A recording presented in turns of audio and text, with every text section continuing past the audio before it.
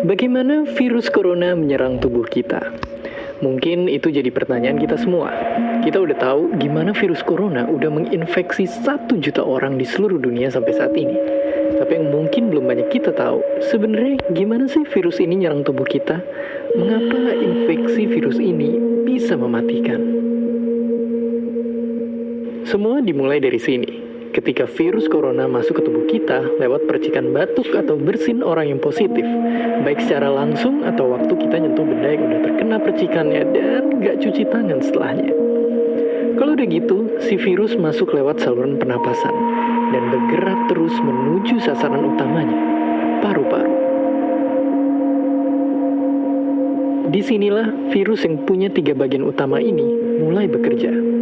Pertama-tama, paku protein corona ini akan nempel di paru-paru dan organ-organ lain yang selnya kaya akan protein ini, protein ACE2. Kalau tubuh kita ibarat rumah dan virus corona itu perampok, ACE2 itu ibarat gagang pintu rumah kita.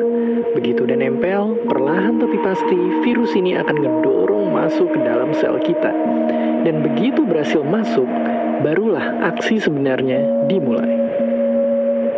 Di fase ini, tubuh virus corona akan membuka dan sang hacker pun terbebas. Dia akan ngehack inti sel sehat untuk nipu sistem imun tubuh kita biar nggak nyerang virusnya.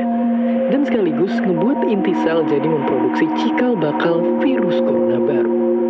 Sel yang udah terinfeksi dan dihack ini selanjutnya akan terprogram untuk bunuh diri dan melepaskan jutaan virus corona yang siap nginfeksi dan ngehack sel-sel sehat lainnya.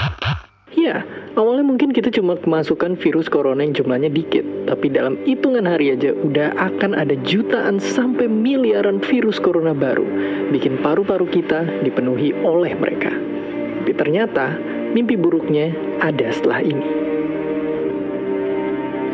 Ya, ketika virusnya udah menuhin paru-paru kita, sistem imun kita bakalan ngerespon ibarat polisi dan tentara yang meluncur ke tempat kejadian perkara. Tapi inilah yang bikin ngeri. Di sini, virus corona jadi penipu ulung yang bisa ngakalin sistem imun kita. Mereka bikin sistem imun nyerang membabi buta termasuk nyerang sel-sel sehat kita. Mereka jadi nggak tahu mana kawan, mana lawan, dan perlahan-lahan jadi senjata makan tuan. Buat sebagian besar kasus, kejadian ini emang nggak berlangsung lama.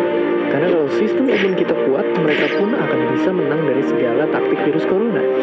Tapi terkadang tubuh kita sedang lemah, dan kalau udah gitu efeknya bisa parah. Kita bisa kena radang paru-paru akibat sel sehat di sini yang udah nggak bisa nahan bakteri pneumonia.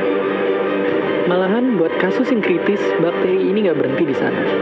Mereka bisa masuk ke aliran darah dan akhirnya nyerang seluruh tubuh. Kalau udah begini, bernapas saja bakalan susah banget dan hidup kita ada di tahapan yang sangat kritis.